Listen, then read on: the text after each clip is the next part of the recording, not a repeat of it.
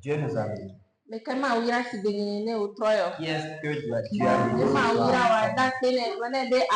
Dieu t'a béni, dis-le, merci Père. Au nom de Jésus. Je vais te prier de te lever.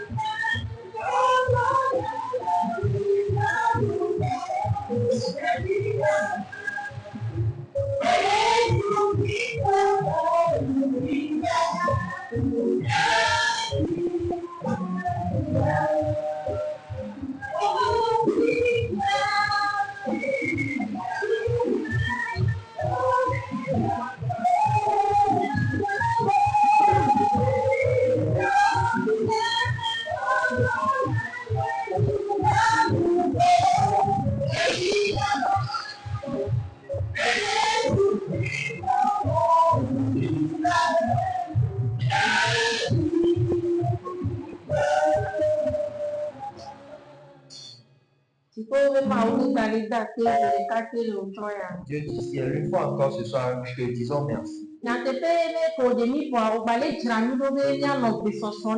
C'est vrai qu'après nous avoir sauvés, tu nous prépares encore à être prêts pour toi.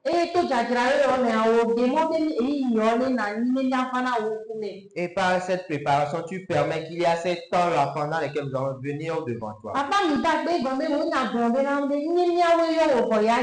Père, je te dis merci parce que ta parole nous a dit que ce n'est pas nous qui t'avons appelé, mais c'est toi qui nous as appelés. Et tu nous as appelés parce que tu veux nous faire du bien.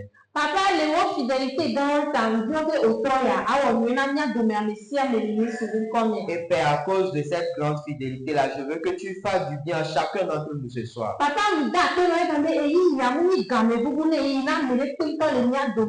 je te remercie parce que ce temps-là n'est pas une perte de temps pour aucune personne parmi nous. Nous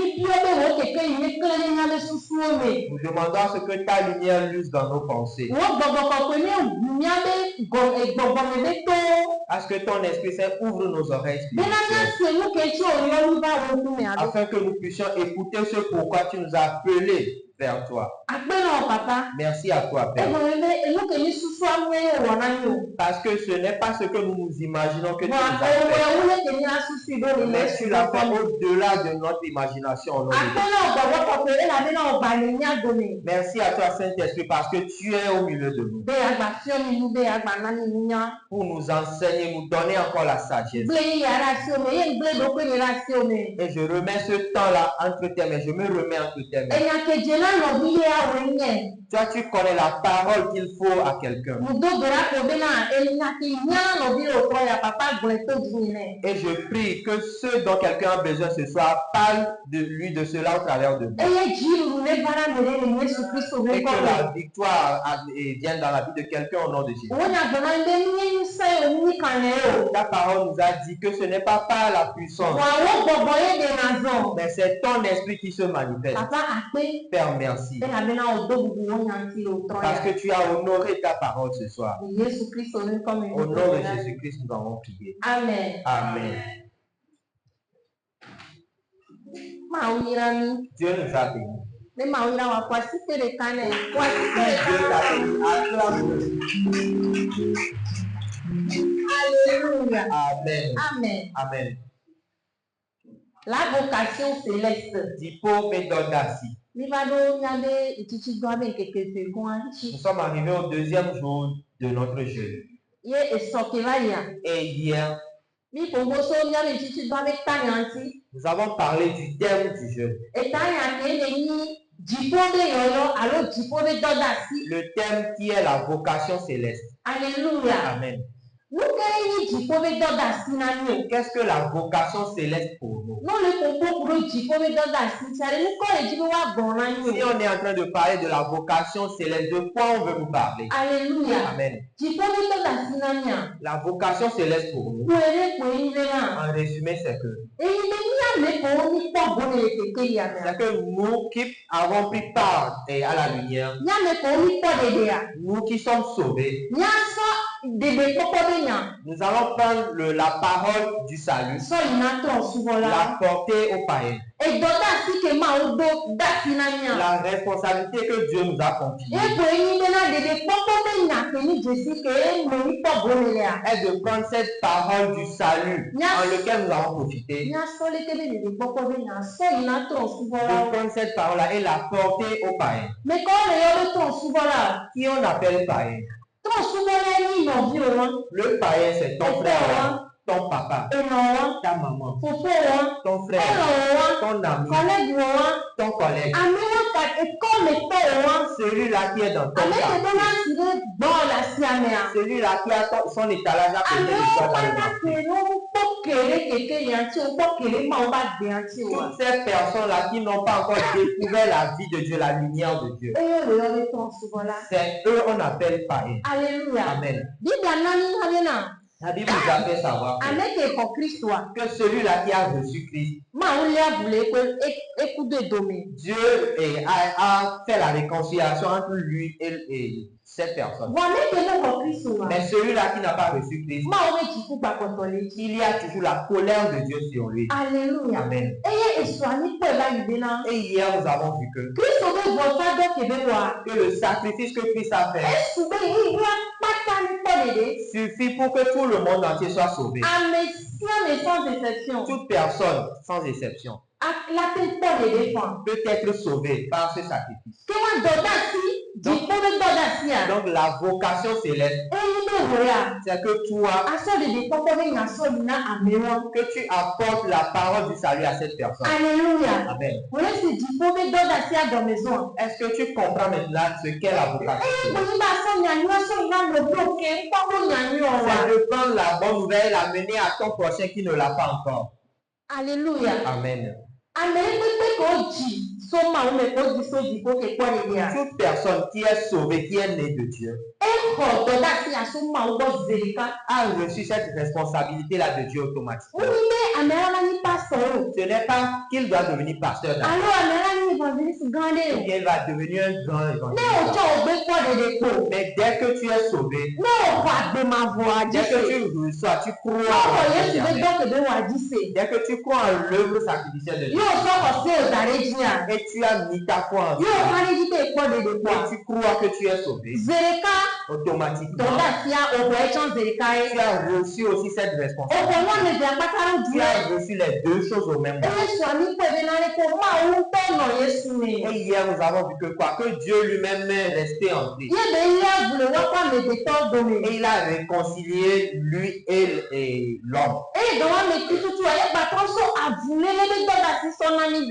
Et au même moment, il nous a encore confié le message de la réconciliation. Amen. Il nous faut accomplir cette responsabilité ou bien cette vocation céleste qu'on nous a donnée. Et comment est-ce que nous allons faire avant de pouvoir accomplir cette responsabilité? Il va falloir comprendre cette vocation, comme nous l'avons déjà expliqué. Alléluia. Amen. Il va falloir comprendre cela et croire que c'est la vérité. Que moi aussi, je peux apporter cette bonne nouvelle à quelqu'un. Alléluia. Amen. Et lorsque je comprends cela, il faut que je l'accepte. Alléluia. Amen. Parce que nous avons dit que cette responsabilité-là vient de Dieu pour nous. Nous ne sommes pas levés de nous-mêmes pour le faire. C'est Dieu qui nous a donné cette vocation, qui est la fondation de cette vocation. Alléluia. Amen. Donc il va falloir que je l'accepte. Bon nombre de fois, il nous est difficile d'accepter cela et d'accepter le faire. Alléluia. Amen. Pourquoi? Parce que souvent nous avons peur. Alléluia. Amen. Parfois nous avons peur, parfois nous voyons comme si nous sommes indignes pour accomplir cette vocation. Alléluia. Amen. Mais Dieu est en train de compter sur nous. C'est sur nous, il est en train de compter. Bien aimé, vous voyez comment Dieu qui a créé toutes choses. Dieu qui a tenu toutes choses. Il a dit c'est lui Dieu. Derrière lui, il n'y a plus aucun. Qui peut le conseiller? Il se suffit à lui. Ce qu'il veut, c'est ça, il fait. Mais ce Dieu-là, il ne peut pas amener ton prochain vers la lumière si toi, tu n'ailles pas pour accomplir cette vocation. Amen. Est-ce que nous comprenons quelque chose? Ce Dieu-là qui a créé le ciel, il a besoin de toi. Dieu a besoin de toi. Avant de pouvoir ramener ton prochain aussi dans le salut que tu as reçu. Alléluia. Amen. Maintenant, il va falloir que lorsque nous comprenons cela, nous l'acceptons. Que nous rentrons en action. Alléluia. Amen.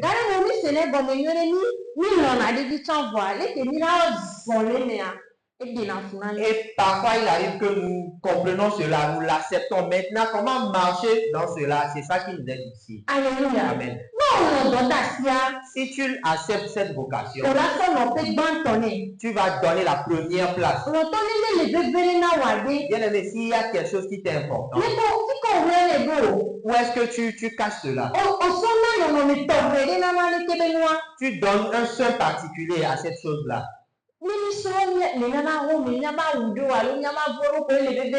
Et si nous prenons l'exemple dans nos maisons, certains paniers, certains envies qui nous est tellement important. Nous avons un traitement spécial pour ces gens d'habits. Et nous ne traitons pas ces habits-là comme nous traitons les autres habits. Donc, lorsque tu vas comprendre cette vocation et accepter le faire, ce qui va t'aider à pouvoir rentrer rapidement dans c'est que tu vas accorder une certaine valeur à cette vocation. Et hier, on avait lu dans Matthieu 6, verset 33. Nous avons vu la manière dont on peut accorder la priorité à cette vocation. La manière dont on peut donner une certaine valeur à cette vocation. Comment est-ce que nous allons pouvoir accorder une valeur et la première place à cette vocation? C'est au moment où nous allons mettre cette vocation-là au premier plan, au-dessus de nos besoins. Parce que comme l'ennemi sait que c'est la volonté de Dieu pour toi, à chaque fois il va amener des besoins, des occupations devant toi. Et il va te dire, tu n'es pas libre. Tu dois faire ceci. C'est l'heure de faire ceci. Tu n'as pas de temps. Si tu t'en vas là-bas, le frère là va t'insulter. Et il va t'embêter. Et tu vas parler comme un homme faible. Et il va mettre ces choses-là dans ta pensée. Mais si toi-même tu as accordé la première place à cette vocation, tu as accordé une certaine valeur à cette vocation, et toi-même dans ta pensée, tu as mis cette vocation-là en premier au-dessus de tes besoins. Même s'il y a les besoins, s'il est temps pour que tu commences, tu vas dire, je vais aller le faire. Tu vas dire, je vais marcher dans cette vocation. Et après, je vais m'occuper des autres besoins. Alléluia. Amen. Amen. Amen. Est-ce que quelqu'un me suit? Praise the Lord. Alléluia. 2 Timothée verset 2. Et chapitre 2, verset 1 à 7. Et hier encore, nous allons lire dans 2 Timothée 2, Versets Versets 1 à 7. Versets 1 à 7. Ok, nous allons 2 lire Timothée cela. chapitre 2, versets 1 à 7. 2 Timothée 2, versets 1 à 7.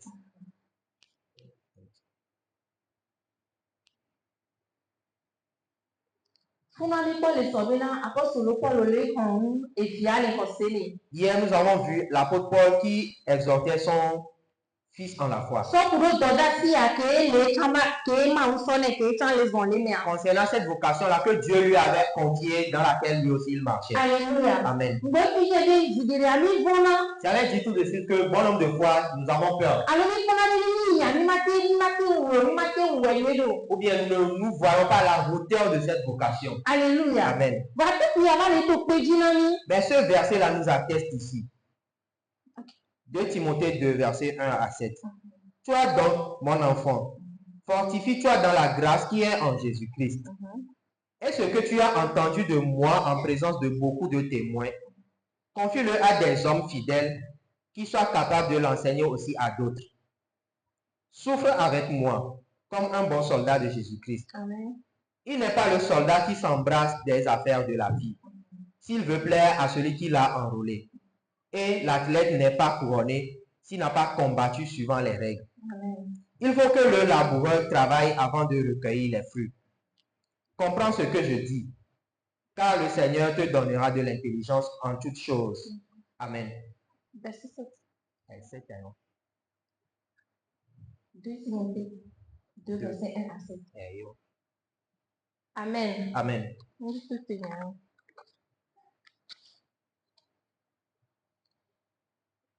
2 Timothée verset 7.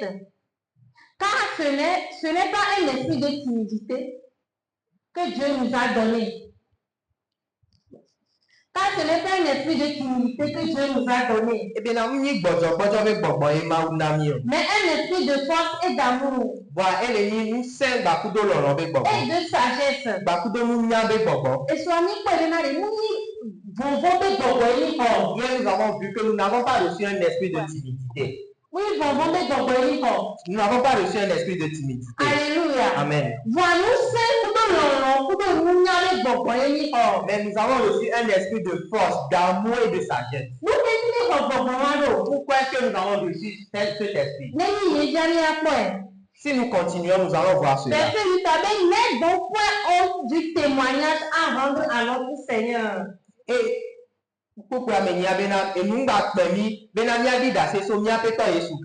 N'aie donc point honte du témoignage à rendre à notre Seigneur. Alléluia. Amen. C'est à cause du témoignage que nous avons reçu l'esprit de puissance. Si on te dit d'apporter la bonne nouvelle à celui-là, on te dit d'aller en même temps lui témoigner, d'aller témoigner de la vie éternelle que tu as reçue. Alléluia. Amen. Amen. Amen.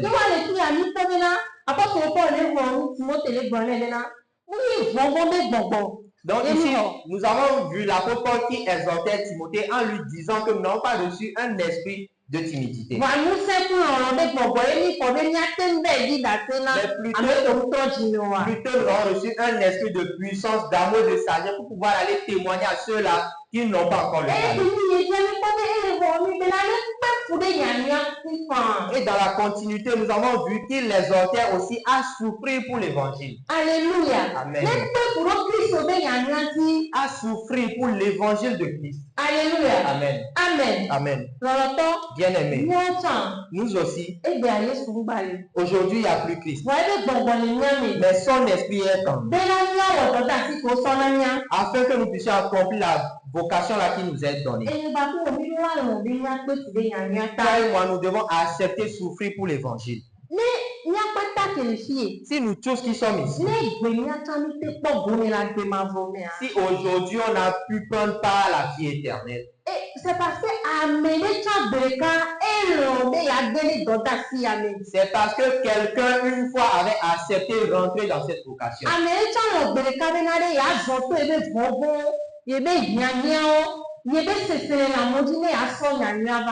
Quelqu'un, une fois, a accepté outrepasser ses besoins, ses peurs pour pouvoir te donner cet évangile. Ou bien est-ce que j'ai menti? Alléluia. Amen.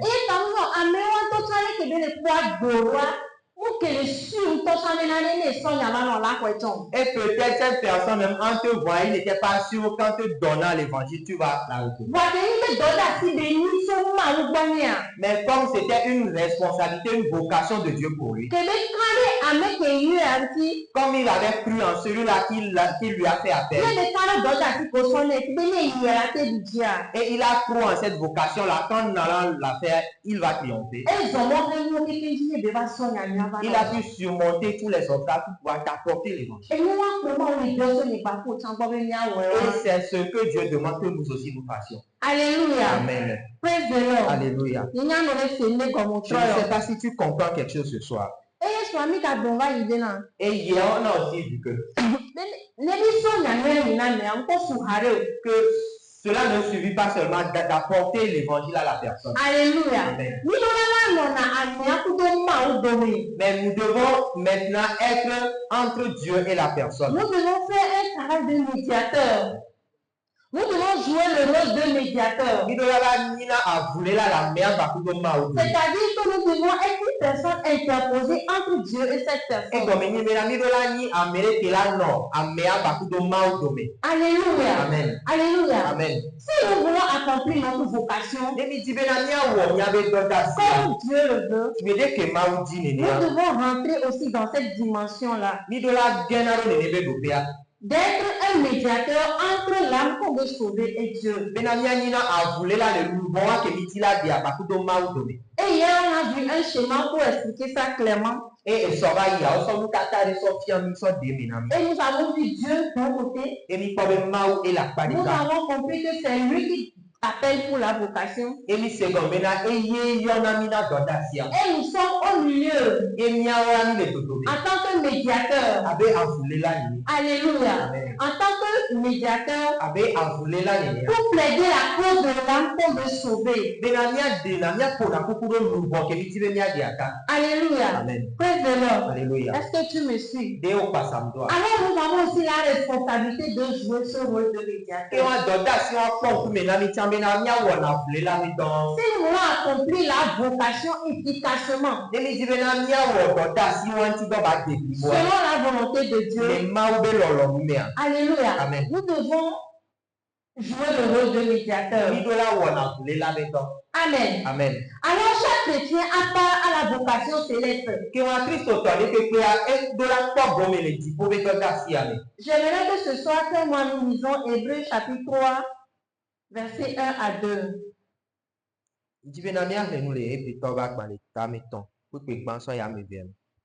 Hébreux 3, verset 1 à 2. Hébreux chapitre 3, verset 1 à 2. Là, il est écrit. C'est pourquoi, frères saints, qui avaient part à la vocation céleste, considérez l'apôtre et le souverain sacrificateur de la foi que nous professons. Jésus, qui a été fidèle à celui qui l'a établi, comme le fut Moïse dans toute sa maison. Amen. Amen. Que Dieu bénisse sa parole. Hébreux chapitre 3, verset 1 à 2 nous dit. C'est pourquoi, fidèle de miracle, vous qui avez part à la vocation céleste, considérez l'apôtre et le souverain sacrificateur de la foi que nous professons.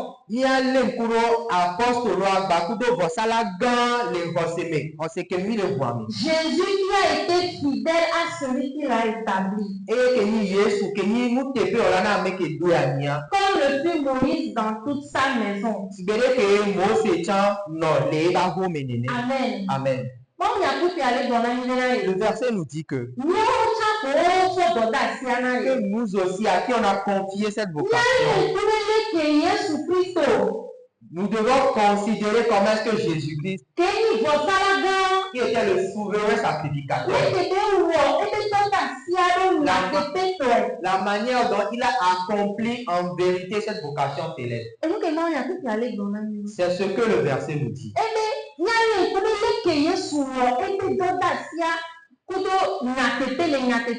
Il dit de considérer comment est-ce que Jésus a accompli cette vocation dans la vérité. Alors ce soir, toi et moi, nous allons considérer un peu comment Jésus a accompli sa vocation.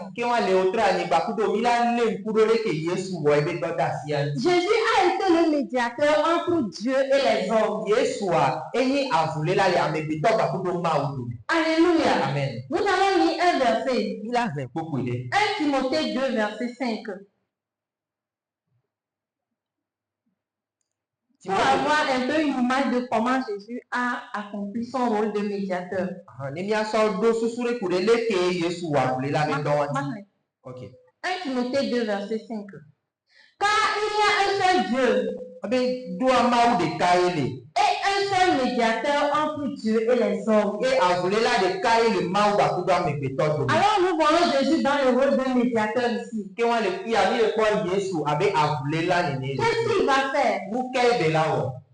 Verset 6, il dit, car il y a un seul Dieu et aussi un seul médiateur entre Dieu et les hommes, Jésus-Christ. Il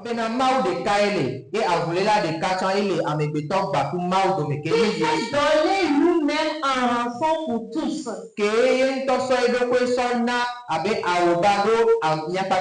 Il s'est donné lui-même en rançon pour tous. Jésus veut faire le travail de médiateur. Qu'est-ce qu'il a fait? Il s'est donné en rançon. Alléluia. Amen. Ça veut dire que Jésus a fait un sacrifice. Il s'est mis lui-même dedans. Il est allé jusqu'à prendre notre place. Alors si nous aussi nous voulons accomplir la vocation fidèlement devant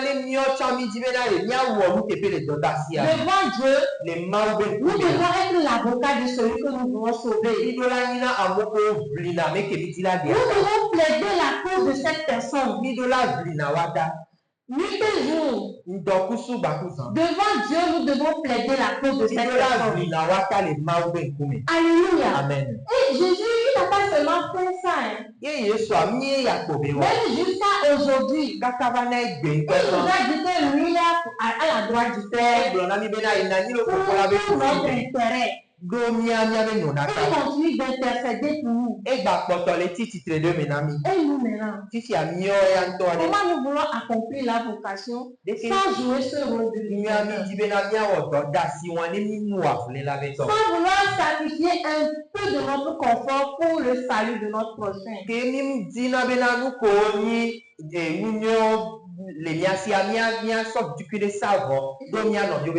faut que nous soyons interpellés par cet enseignement. Il faut que maintenant, nous n'avons plus une partie pour évangéliser, dire la parole seulement et revenir. Maintenant, on va annoncer à Nakazo. Déjà dans la semaine, nous allons commencer par prier pour les âmes que nous allons rencontrer. Nous allons commencer par intercéder pour eux. Nous allons commencer par intercéder pour eux. Pour que Dieu favorise leur perception de la lumière. Alléluia. Amen. Amen. Amen. Je continue le verset. Il s'est donné lui-même en rançon pour tous. C'est là le témoignage rendu en son propre temps. Alléluia. Amen. Et pour lesquels j'ai été établi prédicateur, c'est l'apôtre Paul qui parle. Et dit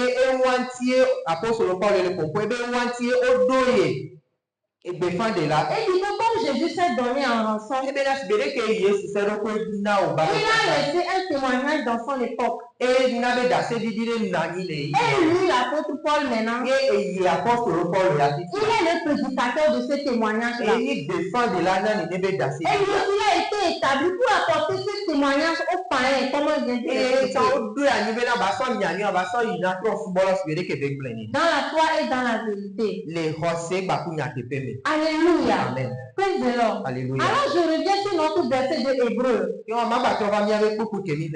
demande de considérer comment Jésus a accompli fidèlement sa vocation. Et la suite du verset dit que comment Moïse aussi l'a fait dans son époque. Alléluia. Amen. Comment Moïse aussi a accompli fidèlement sa vocation. Vous connaissez l'histoire de Moïse. Moïse avait un peuple vraiment très difficile. Un peuple qui murmurait beaucoup. Un peuple qui oublie souvent les miracles que Dieu fait au milieu. Mais Moïse n'a jamais lâché ce peuple-là. Dans toute l'histoire, tantôt Moïse est devant le peuple en train de défendre. Tantôt Moïse est devant la face de Dieu en train de défendre le peuple. Alléluia. Amen. Lorsqu'il voulait traverser la mer Rouge, le peuple a commencé par murmurer. Moïse s'est tourné vers Dieu. Et il a reçu de Dieu la solution. Vous voyez un peu ce que le médiateur fait. Il a apporté la solution au peuple. Lorsqu'ils ont traversé, et que l'armée de Pharaon les a suivis aussi, le peuple a encore commencé par murmurer. Est-ce qu'il n'a pas les tombeaux en Égypte? Et c'est ici qu'on va venir, on va mourir. Mais jamais Moïse ne les a pas condamnés. À chaque fois, il a dit, ne craignez pas. Attendez de voir la délivrance de l'Éternel. Alléluia. C'est ce que Dieu veut que nous fassions. Dans Exode 32, verset 31, on ne va pas le lire. Exode 32, verset 31. Lorsque le peuple a péché, ils ont fait le veau d'or. Quand Moïse est venu, il s'est fâché contre le peuple. Il les a bien repris. Mais quand il est retourné à Dieu, il a dit, mon peuple a fait un péché vraiment très grand. Il a dit que mon peuple a fait un péché grave. Mais, pardonne-leur. Sinon, efface mon nom dans ton livre. Alléluia. Amen. Est-ce que vous voyez jusqu'à quel niveau Moïse aime son peuple? Vous percevez un peu le rôle de médiateur? Si c'est nous aujourd'hui, on aurait dit, ok. C'est la Ils vont voir. Ils n'écoutent jamais, ils vont voir. C'est ce qui va se passer. Je lui ai parlé fatigué. Amen. Mais nous sommes des médiateurs. Va mieux appeler l'ami. Alléluia. Et c'est ce travail que nous devons faire dans la vie de nos frères et sœurs. Et dans un même entre nos frères même qui sont déjà sauvés, nous avons aussi ce travail à faire. Pour qu'ils se tiennent dans la foi. Alléluia. Amen. Nous n'avons pas les condamnés. Bien aimé, lorsque nous regardons dans le monde, lorsque quelqu'un meurt là, les gens font quoi? Ils pleurent. Ils pleurent parce que quelqu'un est mort, quelqu'un est tombé. Ou bien, même nous dans l'église, quand quelqu'un tombe, c'est à ce moment nous commençons les commentaires. Alléluia. Amen. Est-ce que nous sommes logiques? Non. Alléluia. Amen. Donc nous avons compris le rôle de médiateur. Alléluia. Amen. Et je pense que ce soir tu as encore compris Pourquoi c'est important pour toi de jouer ce rôle, surtout dans la vie de celui qui n'est pas encore sauvé? Quand les gens au troya, on passe comme nous qui et le bébé de Bena à Wona, les laver dans les amis qui ont encore des dieux à battre. Pourquoi c'est important de plaider pour la cause de l'âme que tu veux sauver? Vous qui le bébé de Bena, il y a pour la coucou le bon à côté Bena et à des abat bêta. Et tout ça là, tu dois le faire dans l'amour du Christ. Et nous, on est là, on est le Christ au vélo. Sous la conduite du Saint-Esprit. Les bonbons qu'on peut pas, mais pas pour l'homme. Alléluia. Amen. Que Dieu te bénisse. J'espère que tu as compris quelque chose ce soir. Si tu as compris quelque chose, lève-toi, nous allons rentrer dans la prière. Nous allons confesser ce que Dieu nous a dit.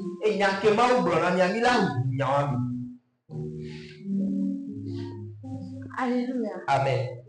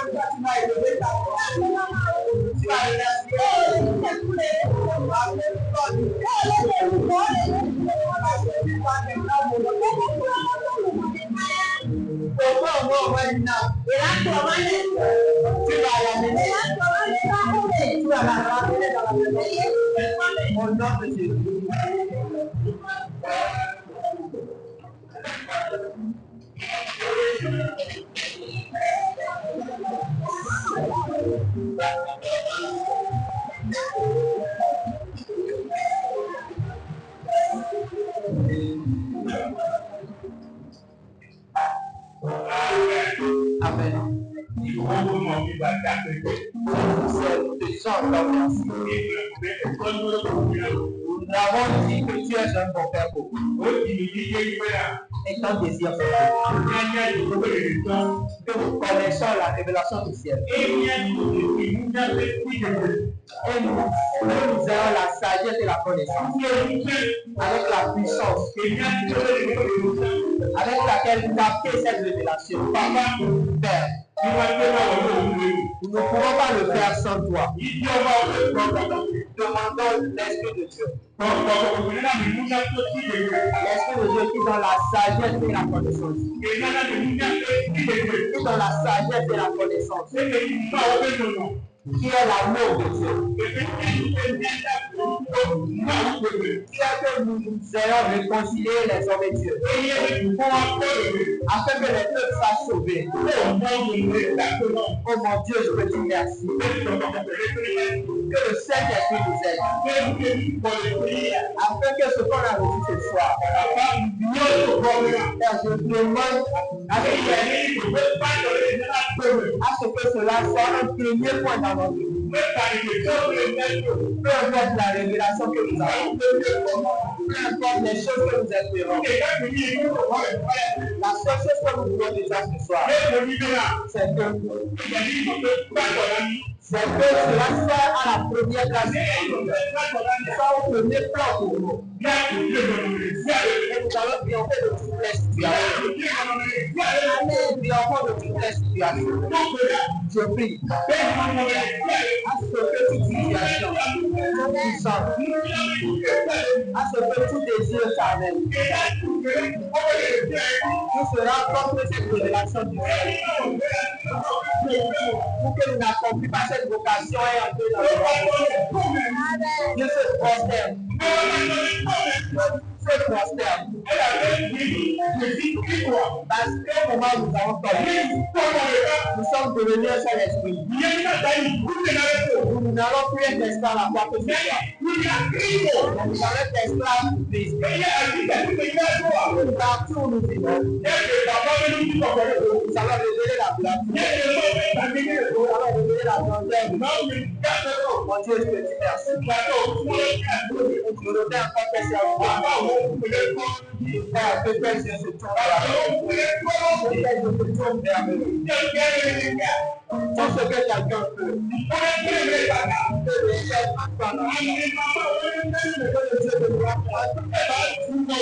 Que cela devienne réel au nom de Jésus. Que tes enfants prospèrent. Que tes enfants prospèrent. Que la santé soit leur part. Que la victoire soit leur part. Partout les gens sont allés réunifier avec avec la louange et des adorations. Parce que tu es bon. Que le Père vous bénisse.